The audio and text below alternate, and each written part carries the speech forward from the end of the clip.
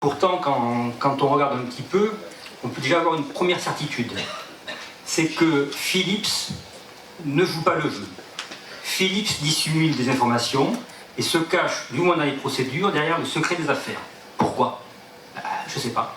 Mais c'est curieux. Et c'est dommageable, parce que justement, l'enjeu, c'est de donner une information complète aux malades pour les rassurer, définitivement, et pour expliquer que certains produits qu'on a pu constater émis par ces respirateurs, qui sont des produits avec des noms compliqués et qui sont classés comme étant dangereux, eh bien ces produits devraient-ils pas être empêchés d'être envoyés à plein cœur dans les poumons des malades?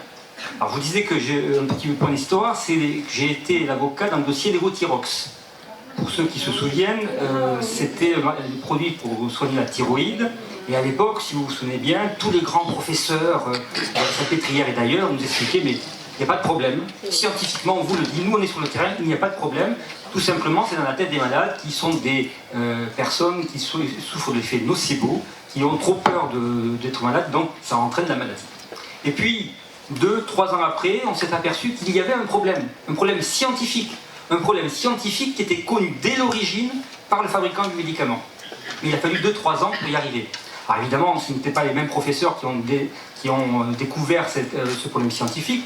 Je passe sur les détails, je pourrais vous donner juste toutes les explications qu'il faut.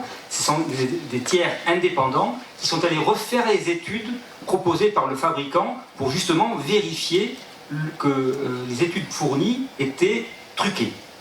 Et là, on a un peu la même chose dans le dossier respirateur. C'est-à-dire que l'ANSM, et là je crois qu'on a presque tous un avis convergent, ne fait pas son travail.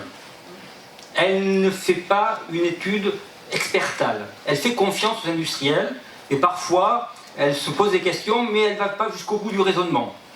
Pour ceux qui ont suivi sur YouTube la réunion du 8 juin 2022, où des représentants de Philips étaient interrogés par l'ANSM, vous avez à un moment donné, je crois que c'est vers la 50e minute, quelque chose qui est très très impressionnant. Vous avez un toxicologue, une toxicologue de l'université de Saclay qui interroge Philips, qui leur dit la mousse de polyuréthane que vous utilisez a-t-elle reçu un agrément médical? Une question assez simple. On aurait pu penser que Philips avait réfléchi à ce genre de questions et avait préparé une réponse, au moins une réponse toute faite, en disant qu'au moins aux États-Unis, ils avaient réussi à avoir quelque chose. Et là, si vous le regardez, ces images, il y a quasiment 30 secondes de silence. Philips patauge et n'est pas en capacité d'affirmer péremptoirement, avec certitude, cette mousse de polyuréthane a reçu un agrément médical. C'est un peu gênant quand même. Ça rappelle, pour ceux qui connaissent les affaires médicales, l'affaire du PIP. Les prothèses mammaires PIP, où à l'intérieur des prothèses, on avait mis un produit qui n'était pas un produit à destination médicale. Alors, que faire quand on est face à l'incertitude et à la dissimulation d'informations? On a recours au juge. C'est comme ça qu'on a lancé 3 procédures. Une première procédure, à l'initiative de la FFIR, de la FNAT et de M. Trouchot, qui sont demandeurs. Nous avons demandé à Philips de nous communiquer les fameux rapports derrière lesquels elle se cache pour justifier qu'il n'y a vraiment plus aucun problème sur le cancer, alors que c'est elle qui l'avait annoncé en juin 2021. Refus de Philips de communiquer le document. Voilà. Donc on a fait la procédure. Le juge des référés du tribunal de Nanterre a ordonné au mois de janvier la communication du rapport QSP 7-3-283. Mais comme Philips dit qu'il y a le secret des affaires qui oppose à la communication entière du rapport, on a reçu un rapport caviardé. On a 3 ou 4 parties sur 9 pages, on doit avoir 6 pages de caviardé. On a 3 ou 4 parties qui sont illisibles, tout en noir. C'est un peu gênant là aussi, on se demande mais pourquoi? Et Philips justifie sa position en disant c'est à cause du secret des affaires, je ne veux pas que vous ayez connaissance des études internes que nous avons faites au préalable. Et on est en train d'expliquer au juge, mais bien sûr que si, il faut qu'on sache exactement depuis quand Philips a connaissance du problème sur cette mousse de polyuréthane. Parce que, comme on l'a dit tout à l'heure, c'est un dossier mondial, eh bien il y a eu ce qu'on appelle un consortium d'avocats qui s'est constitué à partir de la France, l'Italie, Autriche et les États-Unis. Et on échange des informations entre les différents pays. Et ce n'est pas toujours les mêmes informations que raconte Philips. Ça, c'est assez troublant. La FDA, donc la Food and Drug Administration, qui est beaucoup plus puissante et beaucoup plus active que la NSM, ne se laisse pas mener par le bout du nez par Philips. Et là, quand on lit les documents de la FDA, alors certes ils sont en anglais, mais quand on les lit, on apprend plein de choses. On apprend aussi, par exemple, qu'il existe des procédures entre Philips et le fabricant de la mousse. Et dans le cadre de cette procédure avec l'industriel qui fabrique la mousse, on a un affidavit, c'est-à-dire une attestation judiciaire du directeur technique de Burnett, qui est la société qui fabrique la mousse de manière industrielle, qui explique la chose suivante. D'abord, moi, Burnett, je fabrique des espèces de grandes plaques de mousse de polyuréthane pour l'industrie. Ça n'a pas vocation médicale. Deuxièmement, je n'ai jamais été interrogé par Philips pour savoir si la mousse qu'il avait choisie était compatible avec les conditions d'utilisation du respirateur, c'est-à-dire la chaleur et l'humidité. Et si vous me dites aujourd'hui que cette mousse est soumise à des températures constantes pendant plusieurs heures supérieures à 40 degrés avec un taux d'humidité supérieur à 50 degrés, je vous dis que ma mousse va se désagréger au bout d'une année. Ah! Et ça, je l'aurais écrit à Philips en 2008. Oh! Donc Philips connaissait le problème de cette mousse depuis au moins 2008-2015 sur les différents documents. Et ils ont attendu 2021 pour sonner l'alerte. Et sonner l'alerte dans les conditions que Yann Mazen a rappelées tout à l'heure. Donc, vous le voyez, on a des incertitudes, mais des incertitudes qui sont provoquées. Et tant qu'on n'aura pas un accès complet et définitif à toutes les données, on ne peut pas être rassurant, contrairement à ce qu'a dit M. Gonzalez. Et notamment dans les dossiers, dans les documents de la FDA, il y a un rapport qui est assez troublant. Je n'ai pas tout compris, donc je ne vais pas trop avancer sur son interprétation, mais je demanderai à des experts chimistes ou toxicologues de nous faire un rapport. Mais à un moment donné, si j'ai bien suivi, vous voyez, je prends quelques précautions. Philips semble reconnaître que dans 2% des cas, la mousse peut se détériorer et produire des dérivés dangereux, notamment du disisocyanate de toluène, TDI, et du toluène diamine, TDA. 2% des cas. Mais 2%, ça fait peut-être négligeable. Mais si on rapproche ce chiffre de 2% du nombre de personnes concernées, en France, vous êtes 400 000 utilisateurs. Ça veut dire qu'il y a au moins 8 000 personnes en France qui vont peut-être tirer le mauvais lot et avoir un respirateur qui va leur produire des produits dangereux pour leur santé. Alors, est-ce que c'est acceptable? Je pense que non. Et ça sera un débat que nous aurons devant les juges. Comme je suis déjà un peu long, je vais avancer. C'était la première procédure, c'était accéder à l'information. Et justement, l'un des enjeux principaux de ce dossier, c'est, je vais dire, la désinformation de Philips. Juin 2021, les marchés financiers sont informés, malades, il va falloir attendre la revue de presse de Marie Dupin sur RMC pour que tout d'un coup ça commence à sortir et que les prestataires se décident véritablement à informer les malades. Mais Philips n'a mené aucune campagne d'information. Pourtant, on a l'habitude de voir des publicités Philips dans la presse pour vanter tel ou tel produit électroménager ou tel produit de santé. Là, pas d'information. Et puis, ce qui est troublant aussi, c'est que Philips a des discours qui sont mouvants. Elle parle de rappel dans sa notification aux États-Unis, mais en France, elle ne veut surtout pas qu'on parle de rappel.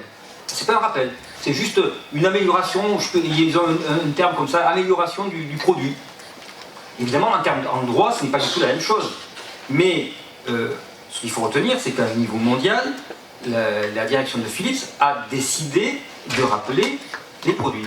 Et pour autant, ils annoncent le rappel, mais rien n'est prévu. C'est quand même curieux pour un industriel. On sait qu'ils vont devoir changer 5 millions d'appareils, ce qui quand même représente 2 à 3 années de production annuelle de respirateurs, et ils n'ont rien en stock. Et donc, il va y avoir une tension qui va se créer sur le changement des appareils. Avec en plus, et ça Christian Touchot pourra en témoigner, un traitement qui va favoriser ceux qui vont payer le plus cher, donc plutôt aux États-Unis plutôt qu'en France.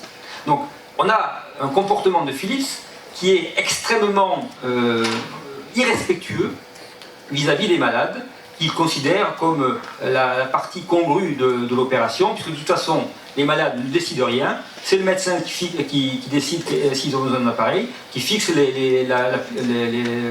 la puissance nécessaire et qui choisit presque, c'est un grand débat, je fais exprès un petit peu, un grand débat entre les prestataires et les médecins, qui choisit la marque qui va être appliquée.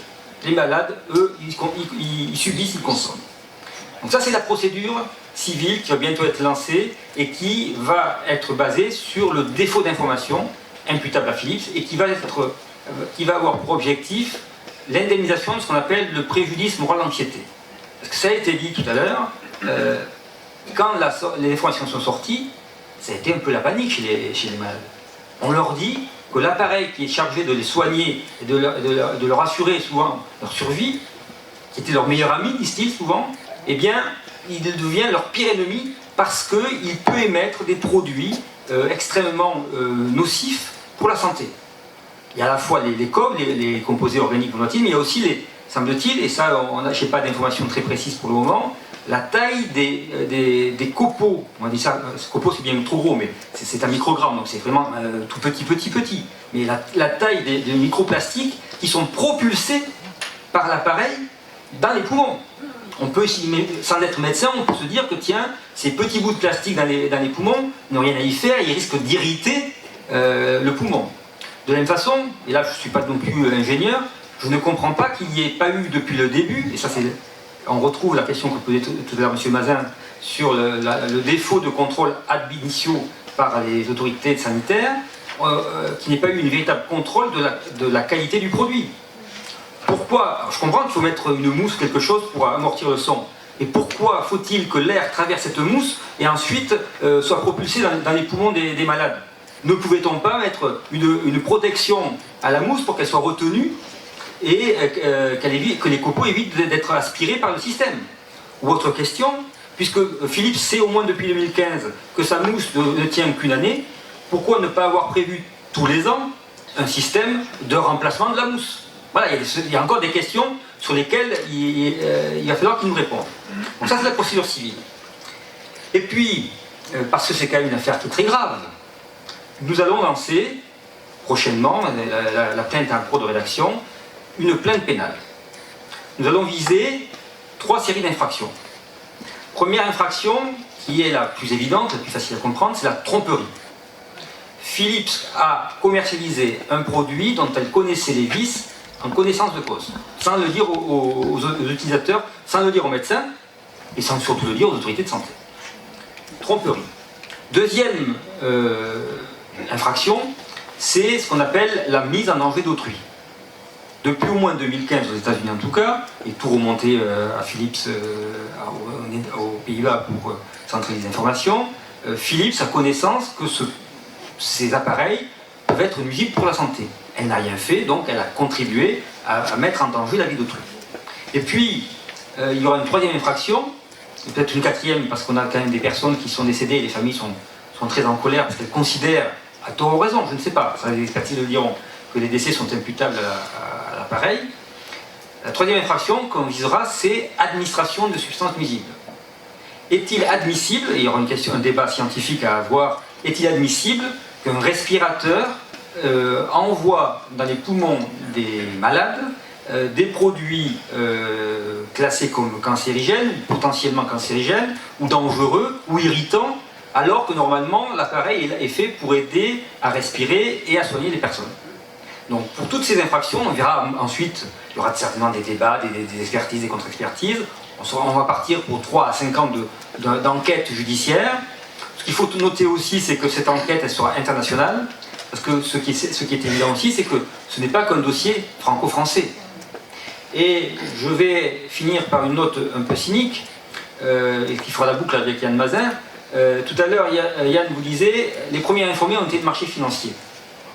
Mais savez-vous qu'aux États-Unis, il y a déjà des actions collectives qui ont été lancées par les actionnaires de Philips, qui lui reprochent que le cours de bourse se soit effondré. Et malheureusement, aux États-Unis, on a déjà vu dans un dossier célèbre, le dossier du Vioxx, que les actionnaires pouvaient espérer récupérer plus que les malades qui pourtant sont morts à cause du médicament.